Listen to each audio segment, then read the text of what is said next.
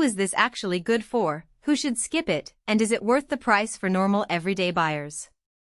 If you're the type of maker who spends evenings tinkering with hobby-level CNC projects, wants a machine that can actually cut solid wood and light aluminum without constantly swapping tools, and you're comfortable spending a little more time on setup, then you might be in the sweet spot.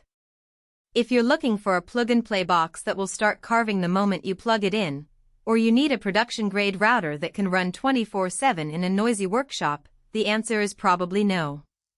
Link is in the description if you want to check the product details on Amazon. When I first saw the FoxAlien XE Ultra Core 4040, the headline that grabbed me was the 1.5 kilowatt spindle motor paired with a 440,440,120 mm work envelope. In the small shop world, that's a fairly generous carving space big enough for most hobbyist signs, decorative panels, and even small cabinet parts. But the real hesitation for many people isn't the size, it's the question of how much work they'll actually have to put in before the machine delivers value. I've spoken with a handful of CNC hobbyists who bought cheaper, low-power kits, only to find they couldn't cut aluminum or had to run the spindle at a whisper-quiet 500W, which meant endless passes and wasted time. On the other side of the spectrum, professional shops that needed heavy-duty steel cutting look at the 4040 and shrug they want a larger travel and a more robust frame. The XE Ultra sits squarely in the middle, and that's why the decision hinges on how you intend to use it. Let's talk about setup first, because that's where many buyers stumble. The machine arrives as a fairly compact desktop chassis, already assembled with the two closed-loop stepper motors. Those motors, rated at 2.6 Nm, give you smoother motion compared to the open-loop steppers you see on many budget rigs. In practice, that means fewer missed steps when you run a complex engraving path on a dense hardwood.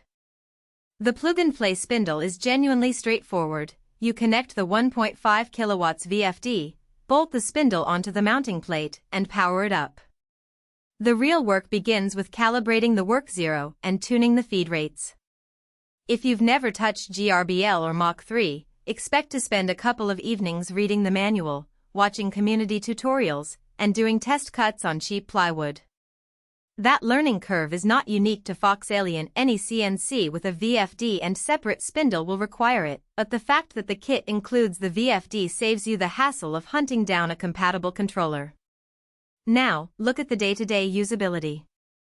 Once calibrated, the 4040 can reliably carve a 1 mm deep logo into a 12 mm MDF board in under 10 seconds, which feels snappy for a desktop router.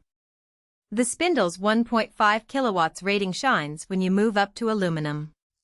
Cutting a 3 mm thick aluminum sheet with a 2-flute carbide end mill at 18,000 revolutions per minute takes roughly 30 seconds per pass, and you get clean edges without the chatter that often plagues lower-powered kits. That's a practical strength. The power is enough to handle both wood and light metal without constantly switching to a more robust system. The closed-loop motors also reduce vibration, which is noticeable when you step back and see a cleaner finish on curved cutouts. There are trade-offs, though. The work area, while generous for a desktop, is still limited to 440 mm on a side. If you're planning to make full-size tabletops, large signage, or parts that exceed a half meter, you'll quickly run into the edge of the travel.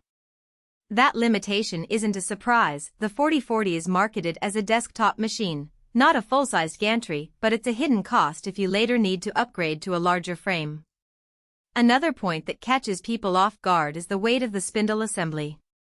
The 1.5 kilowatts VFD and motor together sit on a steel spindle plate, which adds a few kilograms to the already stout chassis. The machine is stable on a solid desk, but you'll want to bolt it down or place it on a reinforced workbench. If you try to move it around frequently, you'll notice the heft and may end up with alignment shifts after each move. From a value perspective, the price sits around the mid-range for hobbyist CNCs. You're paying for a ready-made spindle kit, a decent controller, and the closed-loop stepper setup. If you compare it to buying the frame, a separate spindle, and an external controller on your own, the bundle saves you time and eliminates guesswork about motor compatibility. That's where the real dollars are saved. You avoid buying mismatched components that could cause underperformance or even damage the machine.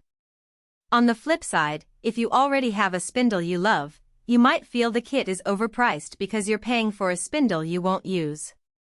Who should buy it? First, hobbyists who already have a basic understanding of CNC software and want to step up from a low-power, purely wood-cutting router. If you enjoy making custom wooden boxes, decorative metal plaques, or small